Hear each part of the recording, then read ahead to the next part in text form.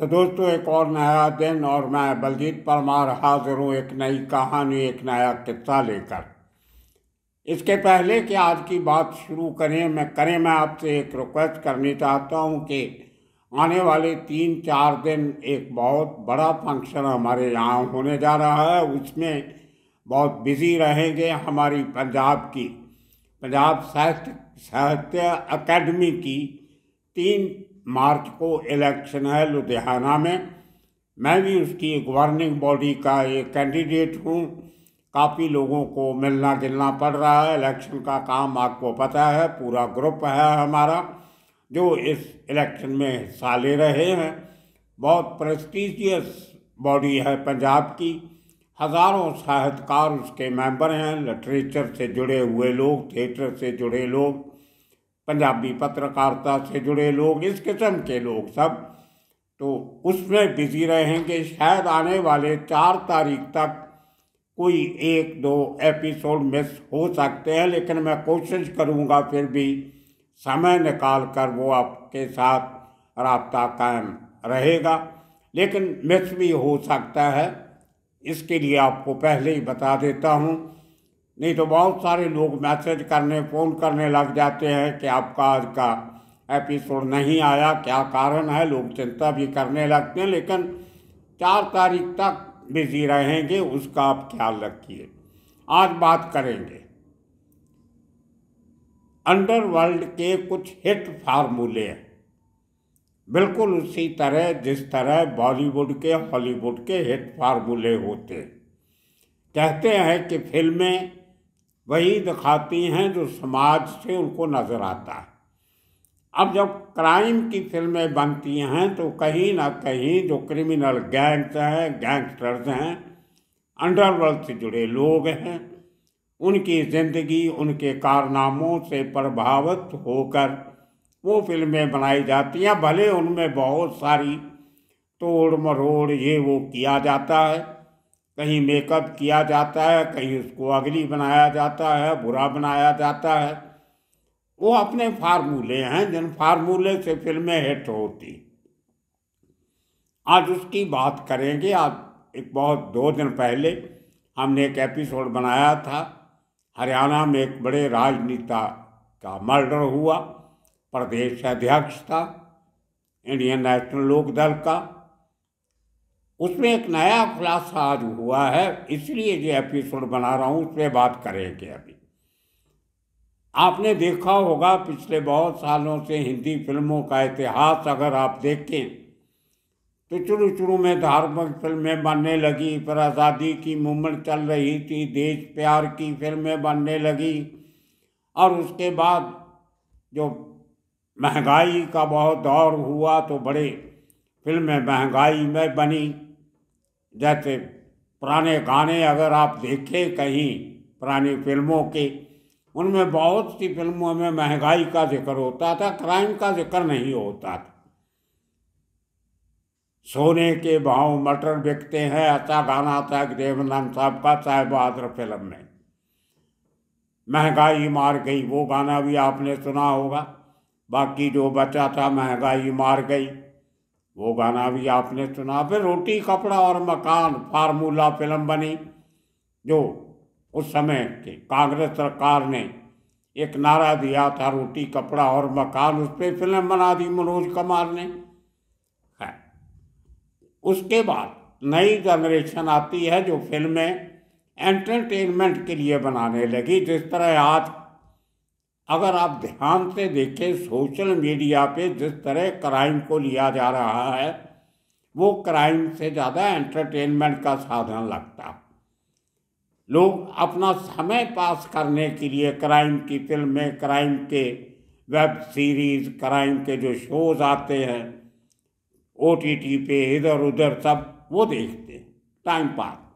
क्योंकि अभी एंटरटेनमेंट का जो डेफिनेशन है वो भी बदलती जा रही है। पहले एंटरटेनमेंट के लिए लोग रामायण देखते थे, दूरदर्शन पे महाभारत देखते थे, हनुमान देखते थे, ये लोग देखते थे। आजकल मैक्सिमम क्राइम के शो देखते हैं, क्योंकि हमारा समाज ऐसा बनता जा रहा। तो उसके लिए हिट फार्मूले चाहिए होते हैं फिल्म वालों को। वो कहाँ से मिलते हैं? आधे क्राइम की दुनिया से मिलते हैं, आधे बाकी सब फील्ड में से मिलते हैं। अगर पुराने ज़माने की फिल्में आपने देखी हैं, मनमोहन देसाई की, उसका हिट फार्मूला था, मेले में दो भाई बिछड़ जाते हैं और बहुत सालों के बाद बड़े होके मिल जाते हैं, एक मर जाता है, एक बच जाता है, रोना धोना, इस किस्म का। उसके साथ जो प्रेम कथाओं की फिल्में बनती तो उसमें या तो दो हीरो होते थे, एक हीरोइन होती थी, एक हीरो मर जाता था, दूसरा उस हीरो से शादी कर ले, या इसके उल्टा हो जाता था, दो हीरोइन एक हीरो, एक हीरोइन एंड में मर जाती और दूसरे से शादी हो जाती है। तो ये हिट फार्मूले फिल्मों में चलते रहे। फिर जब क्राइम का दौर आया, बड़ी फिल्में बनी क्राइम के ऊपर, हाजी मस्तान पे, करीम लाला पे, दाऊद इब्राहिम पे, इस पे उस पे। उसके पहले एक बार डाकुओं का दौर चला था, जब इमरजेंसी के टाइम पे चंबल वैली के डाकुओं ने सरेंडर किया था। बड़े जयप्रकाश नारायण जी की सरपरस्ती के नीचे हथियार डाले थे और चंबल को छोड़ के वो अपने गांव खेड़े में चले गए थे। उनको एक अमेंस्टी भी दी गई थी कि थोड़ी बहुत सज़ा दे के उनको छोड़ दिया जाएगा। आपको नाम याद होंगे, माधो सिंह, मलखन सिंह, इस किस्म के पुराने डाकू। सब आत्मसमर्पण करके वो चंबल का एरिया छोड़ के, बीहड़ छोड़ के अपने अपने काम लग गए। उसमें बड़ी फिल्में बनी, डाकू और शैतान, चंबल के डाकू, ये डाकू वो डाकू, सब डाकुओं की फिल्में बनती रही। उसके बाद फार्मूला आ गया पहलवानी का, पहलवानों के ऊपर फिल्में बननी शुरू हो गई। फिर उस्तादों के ऊपर फिल्में बननी शुरू हो गई। एक फिल्म बनी उस्ताद, फिर दो उस्ताद, फिर तीन उस्ताद, फिर उस्तादों के उस्ताद, और उसके बाद हम सब उस्ताद हैं। मेरे कहने का पर्पज़ ये था कि ये हिट फार्मूले फिल्म इंडस्ट्री ढूंढती है ताकि उनकी फिल्में चलें। और आज के दौर में बिल्कुल उसी तरह अंडरवर्ल्ड भी अपने हिट फार्मूले ढूंढता है। अगर हिट होना है तो क्या करना पड़ेगा? आजकल क्राइम एक जुर्म से अलावा या उससे ज़्यादा एक इंडस्ट्री बन गया, पैसा कमाने का बहुत बड़ा साधन है।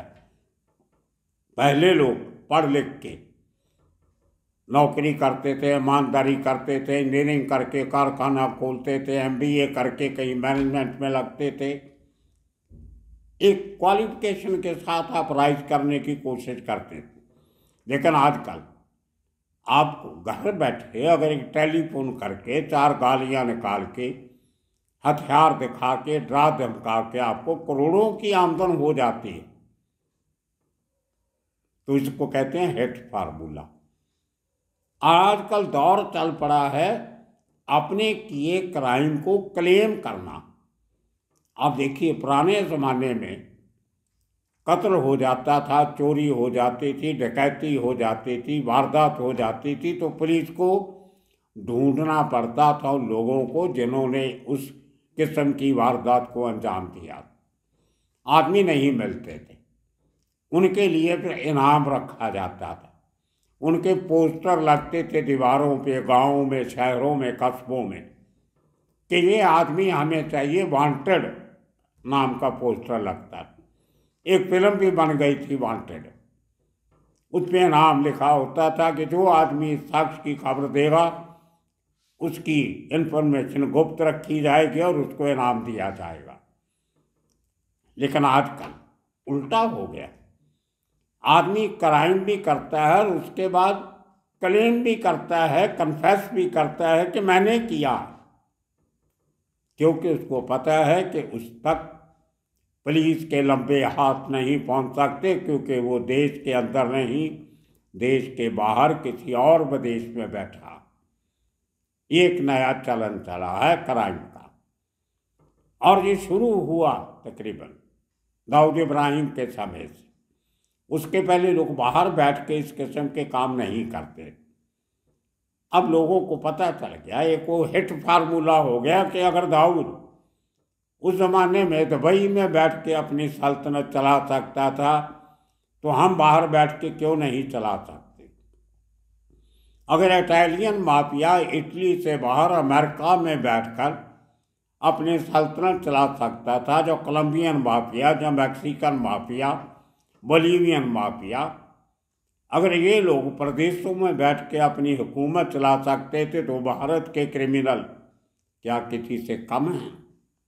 आजकल तो वैसे भी इंटरनेट का ज़माना है, आप कहीं से बैठ के भी किसी भी तरीके से किसी को धमकी दे सकते और अपना काम निकाल सकते। और पहले जो मुजरिम थे वो जाने पहचाने हुआ करते थे। ताला तोड़ने वालों की लिस्ट होती थी, साइकिल चोरों की लिस्ट होती थी, गाड़ी चोरों की लिस्ट होती थी, घर फोड़ी करने वालों का पता होता था। उसी तरह चाकू चलाने वाला, छुरी चलाने वाला, गोली चलाने वाला, कट्टे वाला, इम्पोर्टेड वेपन वाला, इस किस्म की कौन स्मगलर है, कौन दारू की स्मगलिंग करता है, कौन सोने की, कौन चांदी की, किसकी तस्करी कौन करता है, वो पता होता था। लोग उनको ढूंढते थे। लेकिन आजकल सब कुछ इकट्ठा हो गया और उसमें वो लोग भी शामिल हो गए जो देश की सिक्योरिटी और सॉवरेनिटी को चैलेंज भी करते हैं अपनी क्रिमिनल एक्टिविटीज। और वो बात भी शुरू हुई 93 में ब्लास्ट के समय से, जब पाकिस्तान की ISI ने क्रिमिनल स्मगलर्स का नेक्सस था उसको इस्तेमाल किया भारत में RDX और हथियार भेजने के लिए। बिल्कुल उसी तरीके से जिस तरीके से सोना, चांदी, कपड़ा, इलेक्ट्रॉनिक गुड्स वगैरह आती थी, उसी तरीके से हथियार, घातक हथियार भेजे गए और उसका नतीजा आपने देखा। वही काम आज के लोग भी कर रहे हैं, लेकिन उनको कोई देशद्रोही नहीं कहता। ये लोग, कोई कनाडा में बैठा है, कोई इंग्लैंड में बैठा है, कोई अमेरिका में, कोई ऑस्ट्रेलिया में, कोई आर्मीनिया में, कोई रशिया में, कहीं कोई सिंगापुर में बैठा है, कोई हांगकांग में, वहाँ से बैठ के ऑपरेट कर रहे हैं। वो तो छोड़िए, ये हिट फार्मूले वाले जेलों में बैठ के भी अपनी हुकूमत चला रहे हैं, क्योंकि उनको इंटरनेट के साधन मौजूद हैं, दिए जाते हैं पैसे की वजह से। अगर आप हिंदुस्तान की जेलों की आमदन गिन लो, आप हैरान रह जाओगे। उतनी कमाई एक जिले का SSP नहीं करता जितनी कमाई उस जिले की जेल का सुपरिटेंडेंट और स्टाफ करता। जब तक इस तरह के हालात रहेंगे, इनको तो हिट फार्मूले मिलते रहेंगे। आप देखिए ये बात कहाँ से चली। आज सुबह मेरे पास किसी ने एक इंस्टाग्राम पे, जब फेसबुक पे डाला हुआ मैसेज भेजा कपिल सांगवां का। कपिल सांगवां उर्फ नंदू दिल्ली के टॉप 5 गैंगस्टर में से एक गिना जाता। उसकी दुश्मनी चल रही होती है मंजीत माहल से। वो भी दिल्ली के टॉप 5 गैंगस्टर में से एक है, आजकल तिहाड़ जेल में है। अगर आपने वो टिल्लू ताजपुरिया को जब मारा गया था तिहाड़ जेल में, उसके पीछे जो लोग खड़े थे, देख रहे थे सब क्या हो रहा है, किसी ने छुड़ाने की हिम्मत नहीं की थी, दखल देने की हिम्मत नहीं की थी। उनमें से एक यही मंजीत माहल भी था। बादल कत्लकांड से मशहूर हुआ था, 1992 से क्रिमिनल है। 32-33 केस मर्डर के, फिरौती के, ये वो अटेम्प्ट टू मर्डर उसके ऊपर चल रहे हैं आजकल तिहाड़ जेल में। वो शख्स जेल से बैठ के हरियाणा के इस लीडर नपे सिंह इसके साथ मिला हुआ था, लोगों की ज़मीनों पे कब्जा करना, फिरौती मांगना करना। इसके दुश्मनी चल रही थी इसके विरोधी नंदू की, कपिल संगमा जिसका असली नाम। नंदू भाई के साले और उसके दोस्तों का कत्ल में कहा जाता है कि इसी मंजीत संगमा का नाम था, मंजीत माहल का नाम था। ये पुरानी दुश्मनी इनकी चलती आ रही है। ये दोनों नंदू और मंजीत ये दिल्ली, गुड़गांव, नजफगढ़, इन पूरे एरिया में, एनसीआर एरिया में करोड़ों की फरोख्ती करते हैं और एक कैटेगरी के गैंगस्टर्स हैं। अब दुश्मनी तो उनकी आपस में चल रही है। मार दिया उन्होंने एक पॉलिटिकल लीडर को जिसका मंजीत माहल के साथ दोस्ती थी। नपे सिंह का जो भांजा था संजय, संदीप, वो माहल के साथ मिलके लोगों की जमीनों पे कब्जा करता था। अब दुश्मनी तुम्हारी मंजीत माहल के साथ है, नंदू भाई की। मार दिया आपने नपे सिंह को, राठी को, क्योंकि वो सॉफ्ट टारगेट था। मंजीत माल जेल में बैठा, उसको आप मार नहीं सकते। इसी किस्म का साका हुआ था सिद्धू मूसेवाला के साथ। उसका कोई सेक्रेटरी जो परिवार कहता नहीं था, शगनप्रीत, उसका बहाना लेके सिद्धू मूसेवाले को गोलियां मार दी और उसके बाद कनाडा में बैठे गोल्डी बराड़ ने उसकी जिम्मेदारी ले ली कि हमने सिद्धू मूसेवाले को मारा। बिल्कुल उसी तरह ये जो नंदू भाई की बात मैं आपसे कर रहा हूँ, ये 2020 में पैरोल पे रिहा हुआ, उसके बाद भगौड़ा हो गया, नकली नाम पे पासपोर्ट बनवाया और 2020 में यूके चला गया, इंग्लैंड चला गया। तब से आज तक इंग्लैंड में रह रहा। आज उसने एक पोस्ट डाल के पब्लिकली कबूल कर लिया कि मैंने नपे सिंह राठी को मारा। ये एक नया हिट फार्मूला है। अब जब कोई आदमी क्राइम करके क्लेम करता है कि मैंने किया है, तो ये सबूत जिस देश में वो बैठा है उसकी सरकार को पहुंचाने में क्या कमी रह जाती है जो समझ में नहीं आता। अब पता नहीं बाहर के देशों की पुलिस भी इनको क्यों इतना लंबा रस्सा दे देती है, इन पे कार्रवाई नहीं होती।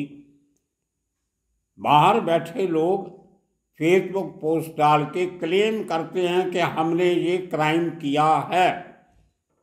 क्राइम भारत में किया हो, या वहाँ किया हो, या वहाँ से करवाया हो, लेकिन जिम्मेदारी तो ले ली उन्होंने। उनके ऊपर एक्शन क्यों नहीं होता? इंटरपोल के वारंट इशू हो जाते हैं, रेड कॉर्नर नोटिस निकल जाता है, लेकिन आम लोग डरने लग जाते। ये क्लेम इसलिए करते हैं कि इनका स्ट्रक्चर सोशल फील्ड में और बढ़े, लोग इनसे और डरें, इसलिए ये बड़े टारगेट चुनते हैं। सिद्धू मूसेवाला बड़ा आदमी था, नपे सिंह राठी बड़ा आदमी था। जब बड़े आदमी को मारा जा सकता है तो छोटे आदमी अपने आप डरते हैं।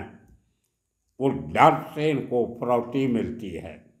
ये इनका हिट फार्मूला है कि लोगों को डराओ। अभी 2 दिन पहले चंडीगढ़ में एक म्यूजिक बैरन के, जहाँ पे वो खाना खा रहा था, उस होटल पे, रेस्टोरेंट पे फायरिंग की गई। और वो फायरिंग भी एक आदमी ने, लक्की पटियाल, जो बबिया गैंग का सरगना है, उसने आर्मेनिया से पोस्ट पा के कबूल किया कि ये फायरिंग मैंने करवाई है। अब करवाने वाले तो बाहर बैठे हैं। अब हिंदुस्तानी पुलिस के हाथ इतने लंबे तो नहीं कि वो आर्मेनिया तक पहुंच जाएं, जहाँ यूएस से जा इंग्लैंड तक पहुंच जाएं या कनाडा तक पहुंच जाएं। कोशिशें चलती रहती हैं, लेकिन जो जिन टारगेट को हिट करते हैं, वो हिट इसलिए करते हैं कि इनका वो फार्मूला हिट हो जाए। जैसे फिल्मों में फिल्में सुपर हिट होती है, ताकि इनका बिजनेस बढ़ता रहे, इनकी कमाई बढ़ती रहे, इनको बाहर बैठे हवाला से किसी तरीके से पैसे पहुंचते रहें, आम लोग डर से जीते रहें। अब लोग जाएं तो कहाँ जाएं? पुलिस के पास जाते हैं तो जो भाड़े के टट्टू होते हैं, जो 10,000, 20,000, 50,000 के लिए किसी का कत्ल करने के लिए मान जाते हैं, वो पकड़े जाते हैं, जेल भुगत भी लेते हैं, छूट जाते हैं, लेकिन सरगना तो मजे से बैठे हैं। तो दोस्तों, ये इनका हिट फार्मूला जो चल रहा है, इसके ऊपर सरकार को कोई पॉलिसी, कोई तरकीब लड़ानी पड़ेगी कि कैसे रोका जा सकता है। ये एक नया एंटरटेनमेंट का साधन हो गया। मैं हैरान होता हूँ जब पंजाब के यंगस्टर ऐसे लोगों की बातचीत सुनते हैं, बार बार सुनते हैं कि उस गैंगस्टर ने क्या कहा, उसने अपनी पोस्ट में क्या कहा, वो सबसे पहले देखते हैं। देश का प्रधानमंत्री क्या कहता है, हमारे राज्य का मुख्यमंत्री क्या कहता है, हमारे धार्मिक गुरु क्या कहते हैं, हमारे दूसरे नेता क्या कहते हैं, माँ बाप क्या कहते हैं, वो नहीं सुनते। ये गैंगस्टर की जो फेसबुक पेज पे पोस्ट आती है, इंस्टाग्राम पे या कहीं और सोशल मीडिया पे, वो देखते हैं, सुनते हैं, पढ़ते हैं। ये नया एक चलन है, हिट फार्मूला, आम लोगों तक पहुँचो। और जो ये लोग, जो चंडीगढ़ की फायरिंग में जो 3 लोगों का नाम आया, वो तीनों के तीनों लोग सोशल मीडिया के चलते हुए गोल्डी बराड़ और लॉर्ड्स बिश्नोई गैंग के साथ जुड़े थे। एक और तरीका, अब इनकी रिक्रूटमेंट भी सोशल मीडिया के जरिए हो रही। तो आगे देखते हैं, आगे इनके फार्मूले कैसे कैसे काम करते हैं। आने वाले दिनों में इसी किस्म की कितने कहानियाँ लेके फिर हाजिर होंगे। तब तक के लिए आप सबका बहुत बहुत शुक्रिया, धन्यवाद।